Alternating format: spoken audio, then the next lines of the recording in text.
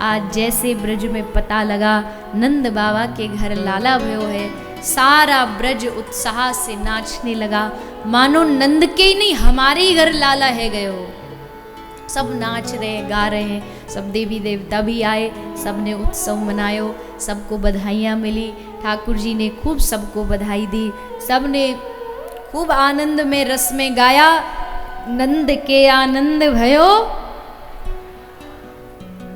एकादशी तो कल थी, आज थोड़ी है, ये आज भी व्रत हो नहीं हो ना, बोलिए जोर से, नंद के आनंद भयो, हाथी दिए घोड़ा दिए। ऐसा ये नाद पूरे ब्रज में सबके चित्त में, सबके हृदय में बैठ गया। हमारे नंद बाबा के घर, यशोदा मैया के घर लाला सुनंदा बुआ भागी भागी गई। नंद बाबा गौशाला में सुबह सुबह ब्रह्म मुहूर्त का समय था, बैठे थे आंख बंद करके, मन में आंख बंद करके ध्यान कर रहे थे। पर आज अचानक से ध्यान करते करते नींद लग गई। और नींद में क्या सपना देखा?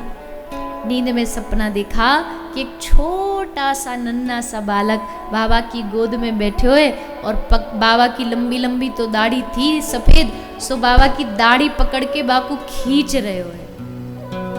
बाबा की दाढ़ी खींच रहे तो बाबा की जैसे दाढ़ी खींची तो एकदम से बाबा घबराए और आंख खुल गई। जैसे आंख खुली तो बाबा को लगे, अरे कितनो बढ़िया सपनों देख रहे हो, सपने में कितनो प्यारो लाला मेरी गोदी में बैठो, अरे थोड़ी देर ने दाढ़ी और ना नुचवा सके हो, इतनो बढ़िया सपनों तो भंग ना हो। तो बस अब वही बालक मन में बैठा हुआ है कि कौन है वो। इतने में बुआ सुनंदा भागी भागी आई, भैया ओ भैया ओ भैया। कोई भी किसी का घर हो ना और वहाँ जिसकी आवाज़ सबसे ऊंची हो ना, तो समझ लेना ब्याह शादी में कि या तो ये छोरा की बुआ है या मौसी है। यही सबसे ऊंची, क्यों ऊंचा इसलिए बोलती इनको नेग भी ऊंचा ही मिलता है ना। तो सुनंदा बुआ दौड़ी भागी आई, भैया ओ भैया ओ भैया। बाबा बोले, अरे बावरी कहाँ है गयो, इतनी बावरीन की तरह कैसे भागी आ रही? बोले भैया का बताऊं बाबा, बात ही ऐसी है, इतनी अच्छी खबर लाई हूं बाबा कि तू नाचवे लगेगो। बाबा बोले, अरे बावरी उम्र देखी मेरी, नाचवे की उम्र है अभी। अरे बाबा खबर ही ऐसी है, मैं कह रही हूं कि तू नाचवे लगेगो, पर बावरी भयो का ये तो बता। सुनंदा बुआ बोली, बाबा तुम्हारे जन्म जन्म के युगन युगन के जितने शुभ कर्म, जितने तुमने पुण्य करे, सेवा करी, आज सबको फल तुमको प्राप्त है गयो। अरे पर भयो कहा? अरे बाबा तुम्हारे घर मैया के घर एक बड़ो प्यारो सो सुंदर सो नीलमणि के समान चमक तो भयो लाला भयो है। जैसे बाबा ने सुनी लाला भयो है, 80 बरस के बाबा जोर जोर ते ठुमका लगा के नाचवे लगे। 15 साल के जवान लड़का बन गए, छोरा बन गए, खूब नाचे खूब नाचे। आज हमारे घर भगवान की कृपा से लाला का प्रागट्य हुआ है। दौड़े दौड़े सब अपने सब साथियों को लेके नंद महल में घुसे और घुस कर के लाला के दर्शन करे। कैसा सुंदर स्वरूप ठाकुर जी का, देखते रह गए। इतना सुंदर स्वरूप भगवान बना कर के आए हैं कि सारा ब्रज पहले एक झलक पर ही भगवान का हो गया। लक्ष्मी जी आई। लक्ष्मी जी ने सोचा कि हमारे पतिदेव पधारे हैं बालक बन के, हम भी ने दर्शन करें हमें। तो लक्ष्मी जी आई, बंदरवान जो दरवाजे पे लटकाते हैं ना वो डेकोरेशन के लिए ऊपर, तो वो बेचने वाली का रूप धारण करके आई। पर अब यहाँ इतने दर्शन में सब लोग व्यस्त, किसको ध्यान की छोड़ो रास्ता छोड़ो, लक्ष्मी जी आई हैं। सब इनको धक्का दे के आगे निकल गए। अब माता लक्ष्मी जी सोची कि क्या करे, कैसे अंदर तक पहुँचे। तो एक सखी को मनाया कि सखी देखो, हम बड़ा सुंदर बंदरवान लेकर आई हैं और हमारा आशीर्वाद भी नए बच्चों को बड़ा फलीभूत होता है।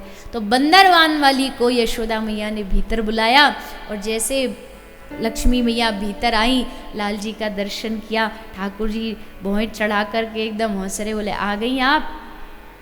अब देखो आपको कुछ स्वागत तो कर नहीं सकते हम, सो आप जहाँ जगह मिल जाए विराज जाओ, बैठ जाओ। लक्ष्मी जी सामने विराजमान हो गई और यशोदा मैया ने एक पूरा बधाइयों से भरा हुआ थाल लेकर के लक्ष्मी जी की झोली में प्रदान कर दिया। वहीं देवर्षि नारद जी पास में खड़े खड़े मुस्कुरा रहे, हंस रहे, वारे प्रभु तुम्हारी लीला, दुनिया की झोलियाँ ये लक्ष्मी जी भरती है, पर धन्य है यशोदा मैया जिसके घर ऐसा पुत्र प्रकट भया कि वो मैया लक्ष्मी की झोली भर रही है। ऐसा सद्भाग्य किसको प्राप्त होगा। कुबेर आए, ब्रह्मादिक आए, सनकादिक आए, सब महापुरुष, सब देवी देवता पधारे हमारे लाल जी के दर्शन करने के लिए। गोपियाँ पधारी और पहले ही एक झलक में ठाकुर जी ने इन सबको अपना बना लिया, अपने सौंदर्य के द्वारा अपना बना लिया। इसलिए ब्रज की एक गोपी बड़ा प्यारा सा भाव गाती है, कहती है, हे श्याम सुंदर तुम आओ तो तनिक ने जरा सा अपना पर्दा करके आइयो, क्योंकि अगर सीधो तुम्हारो मोड़ो देख लियो ना तो बस नंद के लाल अगर तुम होते लली तो गले कट जाते हजारों के। अगर तुम लली माने छोरी होते तो गले कट जाते हजारों के। एक बार मोहिनी बने थे सो देखो सारे देवता दानव सब बोरा गए। ऐसा सुंदर श्री ठाकुर जी का रूप है। तो गोपी कहती है ठाकुर जी ने आओ ना तनिक पर्दा करके आ। इसलिए तो हमारे वृंदावन में बिहारी जी को बार बार पर्दा क्यों लगा देते, बोले किसका क्या भरोसा।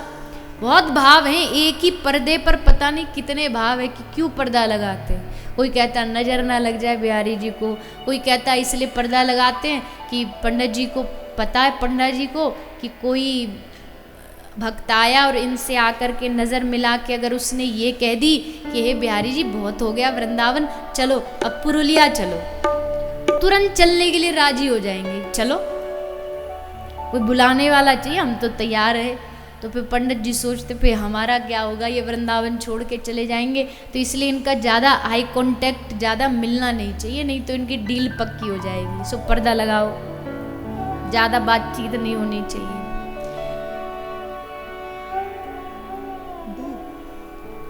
तो सखी कह रही है कि हे श्याम सुंदर जब भी हमारी गली में आओ ना तो तनिक ने पर्दा करके आइयो, नहीं तो हमारी कहीं तुमको नजर न लग जाए। और महाराज कहते ना अपनों की नजर बड़ी बड़ी कैसी होती है, तीखी होती है। सो हे श्याम सुंदर तनिक बचाव करके आओ, ब्रज की गली में ऐसे ही मत निकल पड़े करो कहीं। पर ठाकुर जी तो जान बूझ के जो गोपी मना करेगी वही की गली में ते जाएंगे। और एक स्वभाव और है ठाकुर जी का, ये कहीं से निकल रहे और कोई इनको अगर देखे ना तो इनको इंसल्ट फील हो जाती है कि बताओ हम जा रहे हैं और हमको देख नहीं रही गोपी। तो ये जानबूझ के प्रयास करेंगे कि हमको देखो। और देवी देवताओं को किसी को कोई गरज नहीं, मत देखो, तुम्हारा लॉस, तुम्हारा घाटा। पर हमारे ब्रज के जो कन्हैया है ना तो जानबूझ करके बार बार छम छम छम छम पायल बजाएंगे, ठाका मारेंगे ताकि गोपी हमको देखे, अरे बावरी कहाँ तू काम में लगी है, मोको देखना, मैं तैयार है कि मैया ने सुंदर श्रृंगार करके देख कितनों मलूक बना दियो, मेरो दर्शन कर। ऐसे हमारे ठाकुर जी हैं।